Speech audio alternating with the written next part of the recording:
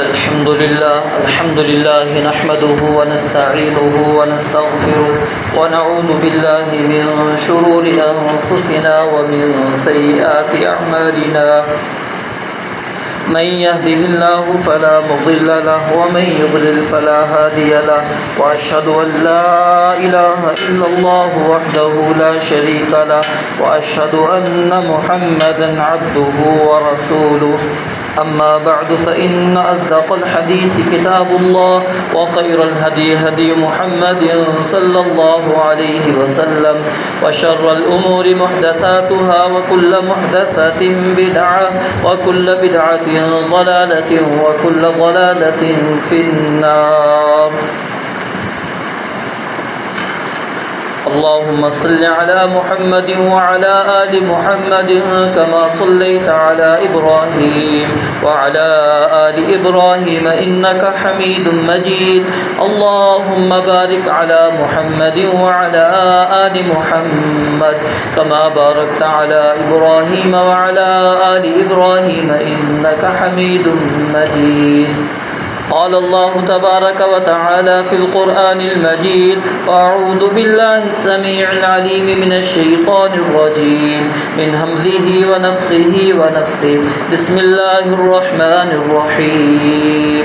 قاف والقرآن المجيد بل عجبوا أن جاءهم منذر منهم فقال الكافرون هذا شيء عجيب أإذا متنا وكنا ترابا ذلك رجع بعيد قد علمنا ما تنقص الأرض منهم وعندنا كتاب حفيظ بل كذبوا بالحق لما جاءهم فهم في أمر مديد أفلم ينظروا إلى السماء فوقهم كيف بنيناها وزيناها وما لها من فروج والأرض مددناها وألقينا فيها رواسي وأنبتنا فيها من كل زوج بهيج تبصرة وذكرى لكل عبد منيب ونزلنا من السماء ماء مباركا فأنبتنا به جنات وحب الحصيد والنخل باسقات لها طلع نضيد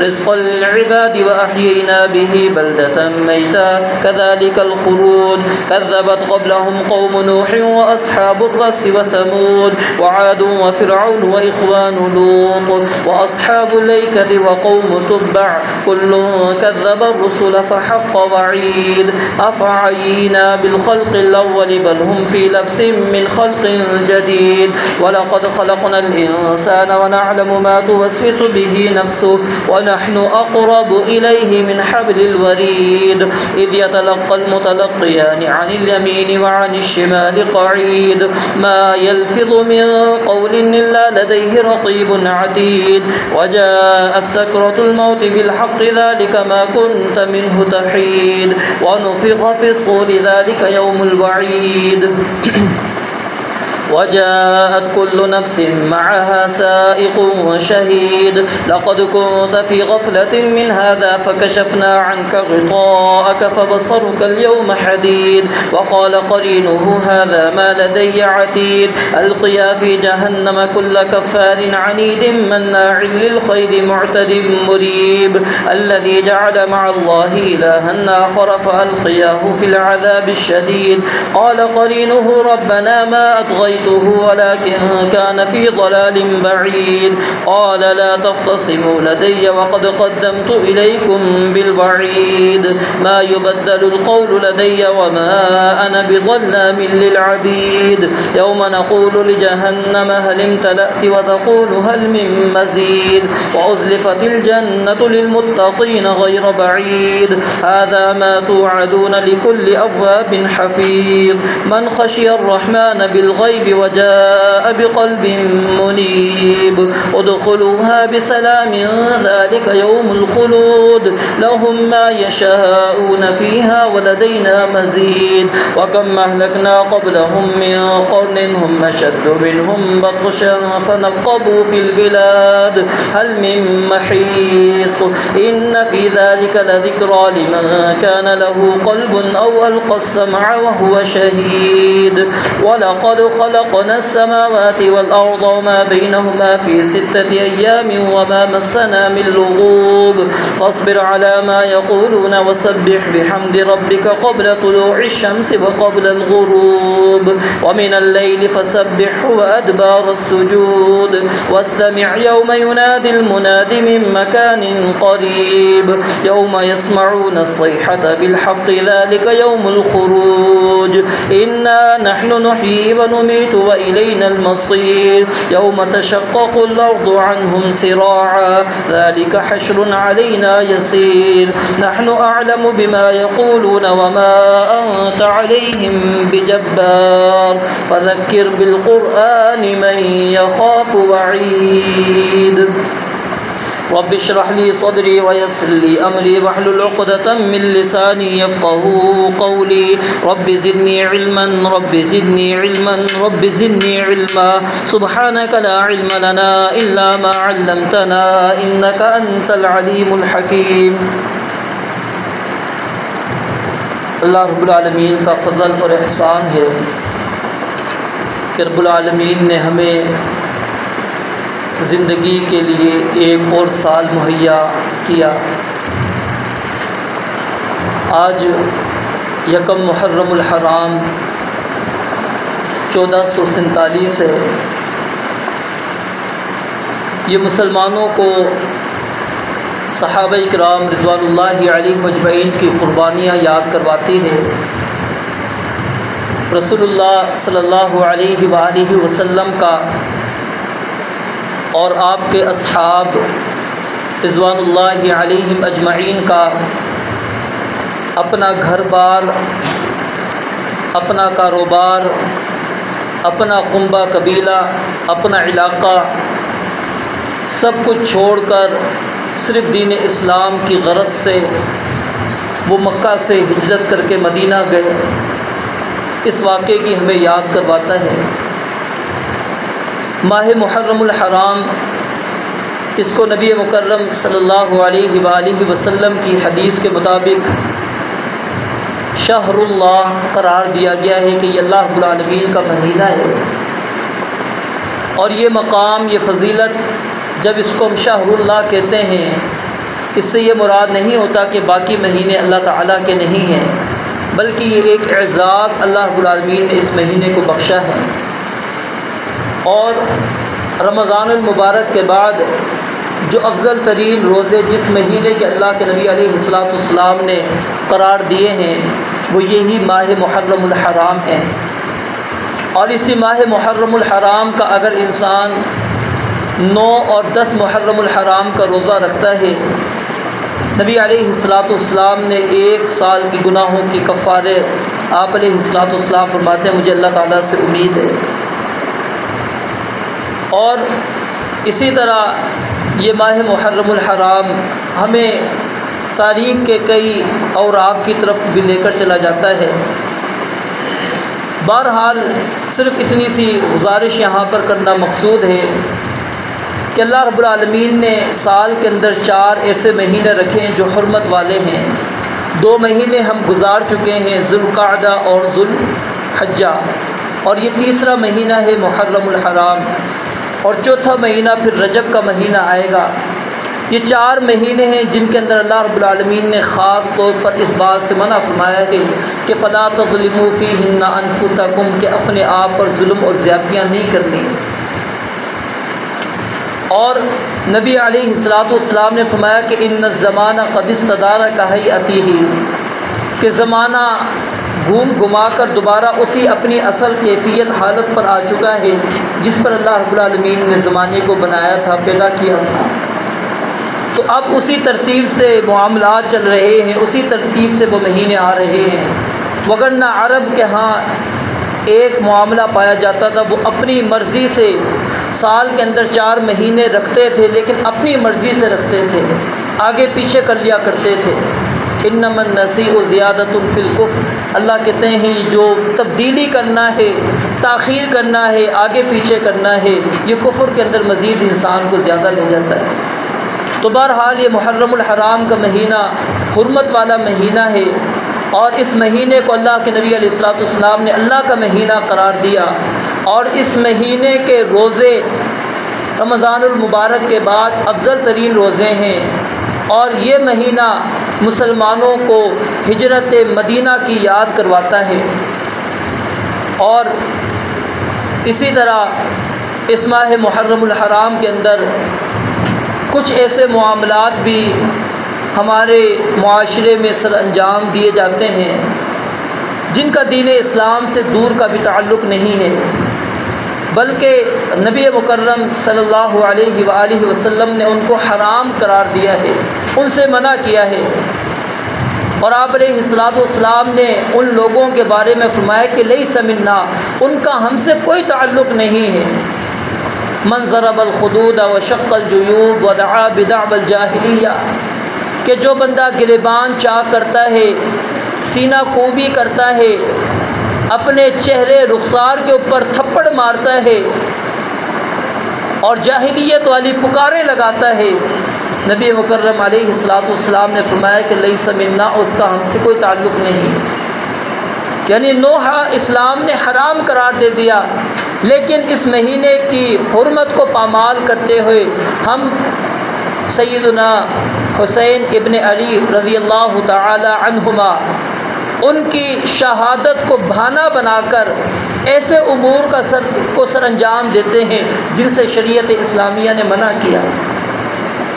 یہ محبت نہیں ہے، یہ بغض ہے، یہ عداوت ہے۔ چاہے شیطان نے ہمیں اس کو محبت کا نام دلوا دیا ہے، ہم سمجھتے ہیں کہ یہ ہماری سیدنا حسین ابن علی رضی اللہ تعالیٰ عنہما سے محبت کا اظہار ہے کہ ہم ان کے غم کے اندر ہم اپنی شادی بیاہوں کو ترک کر دیتے ہیں، خوشیوں کے معاملات کو ہم پس پش ڈال دیتے ہیں۔ عجیب معاملہ ہمارے پاس چل پڑا ہے، وہ ایک مخصوص گروہ کرے تو کرتا، ہم اپنے آپ کو قرآن پر چلنے والے، ہم اپنے آپ کو سنت پر چلنے والے، ہم اپنے آپ کو سنی کہلانے والے، اہل السنہ والجماعت کے ساتھ اپنے آپ کو جوڑنے والے، ہمارا دعویٰ یہ ہے کہ ہم اسلاف کی سیرت کو اپنانے والے، صحابہ کی سیرت کو اپنانے والے، رسول اللہ صلی اللہ علیہ وسلم کی سیرت کو اپنانے والے۔ تو کیا نبی علیہ الصلوۃ والسلام نے اس ماہ محرم الحرام کے اندر ہمیں خوشیوں سے منع کر دیا؟ کون ہے بتائیے، کون سا ایسا مسلمان ہے جو اس مہینے کے اندر شادی کرتا ہے؟ آپ اس سے پہلے دیکھیں گے شادیوں کی بھرمار ہوتی ہے، عید الاضحیٰ بھی گزرتی نہیں ہے، تیسرے دن سے شادی شروع ہو جاتی ہے۔ کیوں؟ کیونکہ پیچھے جی ہمارے پاس 17 دن بھی نہیں بچتے، 17 دنوں میں کیسے اپنے فنکشن ہم ختم کریں گے؟ ہماری کوشش ہوتی ہے 16-17 دنوں کے اندر شادیاں ختم کر دیں، آگے کیا ہے جی پابندی ہم پر آ جائے گی۔ ہم کیسے اس مہینے کے اندر شادی کریں گے؟ کیسے خوشی منائیں گے؟ کیسے ہم اپنے کاروبار کا آغاز کریں گے؟ کیسے ہم آپس میں خوشی والے مواقع لے کر آ سکتے ہیں؟ پورا ایک معاشرے کے اندر سوگوار والی کیفیت پھیلا دی جاتی ہے۔ ہر جگہ پر جہاں پر آپ جائیں گے، رکشے میں بیٹھیں، گاڑی پر بیٹھیں، آپ بس کے اندر بیٹھیں، کہیں پر بھی ہوں، ٹی وی چلا لیں، کہیں پر بھی ہے، آپ کو صرف مرثیہ مرثیہ مرثیہ، ہر جگہ مرثیہ۔ لوگ کالا لباس پہن لیں گے، زیب و زینت کو ترک کر دیں گے، چھوڑ دیں گے، خوشیاں منانا چھوڑ دیا، سب کچھ بھول گئے۔ ہم سمجھ گئے کہ بس اب ہمارا یہ مہینہ ماہ محرم الحرام آ گیا، اب ہمارے لیے غم ہی غم ہے، پریشانی ہی پریشانی ہے۔ اگر آپ کو اتنا ہی سیدنا حسین ابن علی رضی اللہ تعالیٰ عنہما سے محبت ہے تو باقی ان کے بھائی سے کیوں نہیں محبت؟ ان کے والد سے کیوں نہیں ہے محبت؟ ان کے والد کی وفات والے مہینے میں کیوں نہیں آپ غمی مناتے؟ کیوں نہیں ان کے بھائی کی جس مہینے میں وفات ہوئی اس مہینے کو آپ غم والا کیوں نہیں کہتے؟ اور اس سے بڑھ کر جن کے ساتھ ان کی نسبت ہے وہ کون ہے؟ رسول اللہ صلی اللہ علیہ وآلہ وسلم، جن کے یہ نواسے لگتے ہیں، ان کی وفات کے مہینے کو کیوں نہیں غم کا بنایا؟ اس مہینے میں کیوں نہیں ہم نے یہ ساری چیزیں چھوڑی؟ یہ ایک سوچی سمجھی سازش کے تحت، اور اس چیز کی یاد رکھیے ہماری شیعہ جو عوام ہے اس کو بھی بیچاری کو نہیں پتہ، جس طرح ہماری سنی عواموں کو ہمارے مسائل کا نہیں پتہ ہوتا، اس طرح شیعہ عوام کو ان کے مسائل کا نہیں پتہ۔ ان کی تاریخ کی کتابوں کو اٹھا کے پڑھ لیے، ان کے بڑے بڑے مورخین، ان کے بڑے بڑے علماء اس چیز کو روتے پیٹتے ہیں۔ وہ کہتے ہیں ہماری کتابوں کے اندر ایسی ایسی چیزیں داخل کر دی گئی ہیں جن کا اسلام سے دور کا بھی تعلق نہیں ہے، اور ہم نے ان کو اسلام کا نام لے کر ہم نے اپنی کتابوں کے اندر شامل کر دیا۔ ایک کے بارے میں آتا ہے وہ سبزی فروش تھا، سبزی بیچتا تھا، اس نے جو اس کو ملا اس نے لکھ دیا، ہم نے اس کی باتوں کو مان لیا۔ کوئی نہیں پتا اس کو تاریخ کیا ہے، سیرت کیا ہے، احادیث کا اصول کیا ہے، کون سی روایت لینی ہے، کس انداز کی روایت کو قبول کرنا ہے۔ ضعیف موضوع من گھڑت جو آتی گئی، جیسی آئی اس نے اپنی کتاب کے اندر لکھتا چلا گیا، اور کہتا ہے یہ شیعہ عالم کی بات کر رہا ہوں، میں اپنی بات نہیں کر رہا۔ کہتا ہے ہماری کتابوں کے اندر وہ چیز داخل کر دی گئی، اور آج ہم اس چیز کی کالت کو برداشت کر رہے ہیں کہ وہ ہمارے نام پر لوگوں کے اندر پھیلا دی گئی ہے کہ جی شیعہ مذہب کے اندر یہ چیزیں موجود ہیں۔ کہتے ہیں ہماری یہ چیزیں نہیں ہیں۔ تو میرے بھائیوں، ہمیں اس چیز کو سمجھنا چاہیے، ہماری عوام کو بھی سمجھنا چاہیے کہ آخر جو چیز ہم اپنانے لگے ہیں کیا اس کا اسلام میں کوئی ثبوت ملتا ہے یا نہیں ملتا۔ پھر ایسے شکوک، ایسے شبہات، ایسے اعتراضات صحابہ کرام رضوان اللہ علیہ مجمعین کے متعلق ان کتابوں کے ذریعے سے ہمارے اندر پھیلا، اور پھر اس کا انہوں نے خود مصداق قرار دیا کہ سب سے پہلا شخص جس نے یہ چیز، جس نے یہ آغاز کیا وہ عبداللہ ابن سبا یہودی تھا۔ اس نے سب سے پہلے یہ کام کیا اور ہمارے نام لگا دیا، اور اس کے بعد سے ہم اس کی یہ ساری چیزیں اپناتے ہوئے آ رہے ہیں۔ آج اگر کوئی صحیح اسلام کا مطالعہ کرنا چاہتا ہے، صحیح اپنے مسلک کو، مذہب کو دیکھنا چاہتا ہے، اللہ رب العالمین نے یاد رکھیے ہر مسلک کے اندر، ہر مذہب کے اندر ایسے لوگ رکھے ہیں جو اپنی نسبت اس مسلک کے ساتھ جوڑتے ہیں لیکن اعتدال کی بات کر جاتے ہیں۔ ان کو خوف الہی آ جاتا ہے، وہ خوف الہی میں صحیح اور حق بات کہہ دیتے ہیں کہ صحیح بات کیا ہے، سچ بات کیا ہے، کون سی چیز ہے جو ہمارا دین کے ساتھ تعلق رکھتی ہے اور کون سی چیز ہے جو ہمارے دین کے ساتھ تعلق نہیں رکھتی۔ تو میرے بھائیوں، یہ جو خاندان رسول کے نام سے، آل رسول کے نام سے، سیدنا حسین ابن علی کے نام سے رضی اللہ تعالیٰ عنہما کے نام سے جو یہ 40 دن تک معاملہ کیا جاتا ہے، اس کا نہ نبی مکرم صلی اللہ علیہ وآلہ وسلم کے دور میں کوئی اس طرح کا واقعہ میں ملتا ہے۔ کیوں؟ آپ کی زندگی میں آپ کے 7 بچے فوت ہوئے، 7 بچے، 4 بیٹے اور 3 بیٹیاں۔ سب سے قریبی انسان کا رشتہ اپنی اولاد کے ساتھ ہوتا ہے۔ آپ کی بیوی سیدہ خدیجہ رضی اللہ تعالیٰ عنہا آپ کی زندگی میں فوت ہوئی، آپ کے چچا حمزہ رضی اللہ تعالیٰ عنہ کی شہادت کا واقعہ آپ کے سامنے موجود ہے۔ دیگر آپ کے عزیز و اقارب رشتہ دار، دیگر صحابہ کرام رضوان اللہ علیہ مجمعین جن کے ساتھ آپ کی محبت الفت آپ کے سامنے فوت ہوئے، شہید ہوئے معرکوں کے اندر۔ کیا نبی مکرم صلی اللہ علیہ وآلہ وسلم نے کبھی وہ دن آیا ہو، وہ مہینہ آیا ہو، یا اس دن اس مہینے کو تو چھوڑیں جس دن یہ واقعہ پیش آیا ہو، آپ علیہ الصلوۃ والسلام نے سینہ کوبی کی ہو یا کروائی ہو، رخسار پیٹا ہو، رخسار پٹوایا ہو، نوحہ کیا ہو، نوحہ کروایا ہو، مرثیہ پڑھے ہو، مرثیہ پڑھوائے ہو، مدینہ کے اندر سوگوار والی کیفیت کر دی گئی ہو۔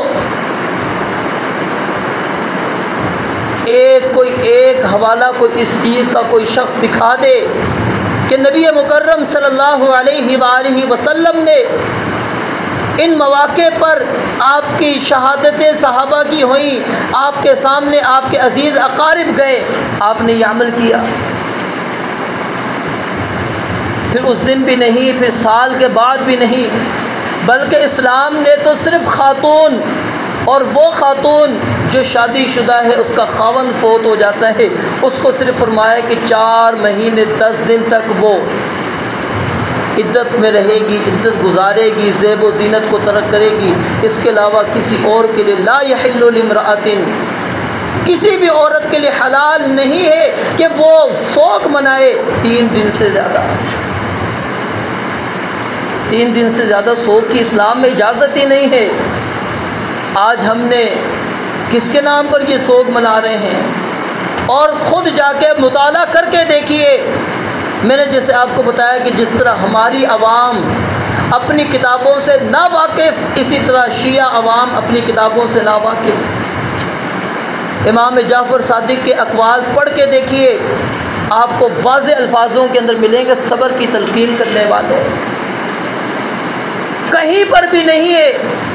امام زین العابدین، ان کی سیرت کو مطالعہ کریں، ان کے اقوال کو پڑھیں جو سیدنا علی رضی اللہ تعالیٰ عنہ کے، سیدنا حسین رضی اللہ تعالیٰ عنہ کے، بلکہ سیدنا علی رضی اللہ تعالیٰ عنہ کے بیٹے ہیں اور سیدنا حسین کے بھائی ہیں، اور کربلا کے اندر موجود تھے۔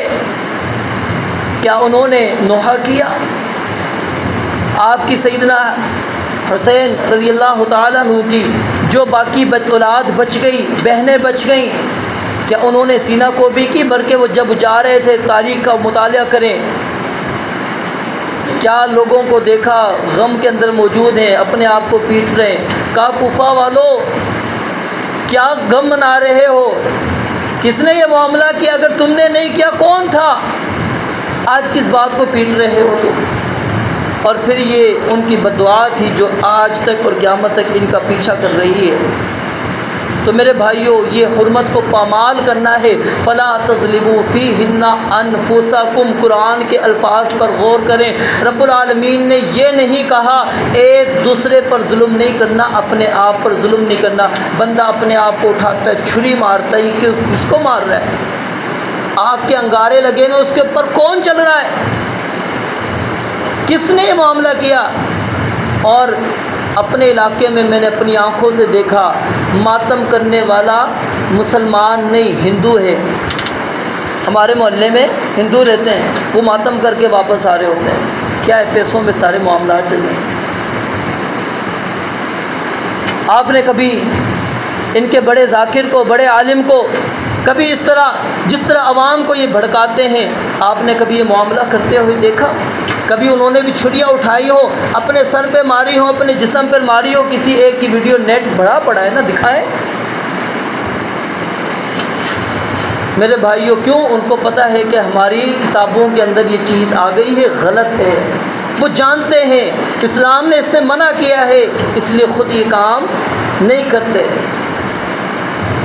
عوام کو بیچاروں کو پاگل بنایا ہوا ہے، وہ عوام کرتی ہے۔ اور پھر میں نے بتایا زیادہ تر کرنے والے کون ہوتے ہیں؟ جن کا اس سے کوئی تعلق نہیں ہے، مذہب سے تعلق نہیں ہے، اسلام سے تعلق نہیں ہے، ان لوگوں کو انہوں نے اس کام کے لیے آگے کیا ہوتا ہے۔ کیوں؟ کہ صرف ایک نام ہو جائے کہ جی ہم نے سیدنا حسین ابن علی رضی اللہ تعالیٰ عنہ کا غم منایا۔ تو میرے بھائیوں، یہ چیزیں اور یہ کیفیتیں اسلام کے اندر اگر ہوتی تو پھر ایک دن بھی ہمارا خوشی کا باقی نہ رہتا۔ تاریخ کے اندر ایسے واقعات موجود ہیں، ایک دن کے اندر لاکھوں بھی شہید ہو گئے۔ اصحاب الاخدود کا واقعہ قرآن نے بیان کیا ہے، اس کا نقشہ ذکر کیا ہے، ذرا اس کو اٹھا کے پڑھ کے تو دیکھیے، اتنا سنگین واقعہ پیش آیا ہے۔ کیا نبی مکرم صلی اللہ علیہ وآلہ وسلم نے کبھی اس دن آپ نے غم کیا؟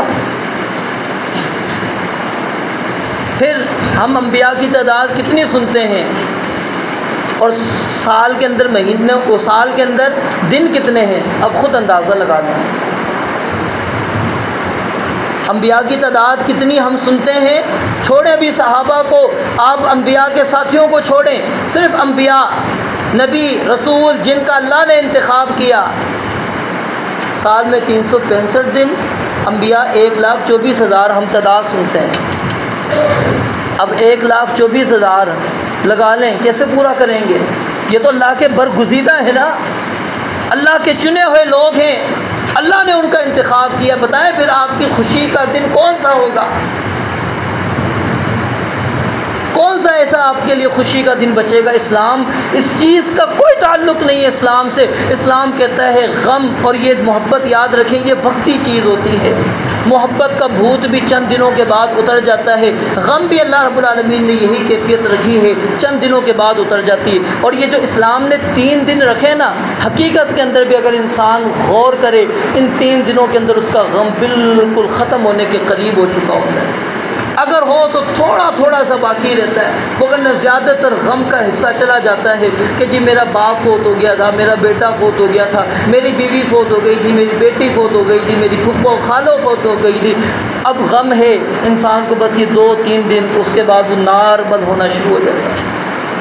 ہاں بیوی کو ایک غم زیادہ لگتا ہے، کیوں؟ اس نے ایک زندگی کے لمحات گزارے ہوتے ہیں، کئی سال اس نے گزارے ہوتے ہیں۔ اب اسلام کو پتہ ہے اس نے کتنے اوقات اس کے ساتھ گزارے ہیں، کیسی محبتیں اس کے ساتھ ہیں، اب اس کا حق بنتا ہے، اس کو بلاتے بلاتے وہ ٹائم لے سکتی ہے، اس لیے اسلام نے اس کو مہینے زیادہ دے دیے۔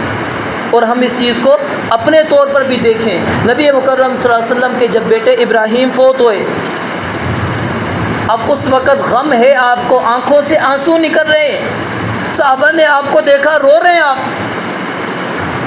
کہا کہ اللہ کے نبی علیہ السلام آپ ہمیں منع کرتے ہیں، اب آپ کا بیٹا فوت ہوا ہے تو آپ رو رہے ہیں۔ فرمایا ان العین تدمع والقلب یحزن، آنکھیں صرف بہہ رہی ہیں، پانی نکال رہی ہیں، اصل دل میرا غمگین ہے۔ ولا نقول الا ما یرضی ربنا، ہم وہی بات کہیں گے جس پر ہمارے رب کی رضا ہوگی، زبان سے کوئی ایسا جملہ نہ میں کہنے والا ہوں، نہ عملی طور پر کوئی ایسا کام کرنے والا ہوں جو اللہ کی ناراضگی والا ہو۔ یہ تو غم کو ہلکا کرنے کا اللہ نے آنکھوں سے پانی نکالنے کا ذریعہ رکھ دیا کہ غم اگر سارا بوجھ دل پر ہی انسان کا ہو، اٹیک آ سکتا ہے، بندہ مر سکتا ہے خود۔ اللہ نے یہ آنکھوں سے پانی نکال دیا ہے، تھوڑا بندے کا غم ہلکا ہو جاتا ہے۔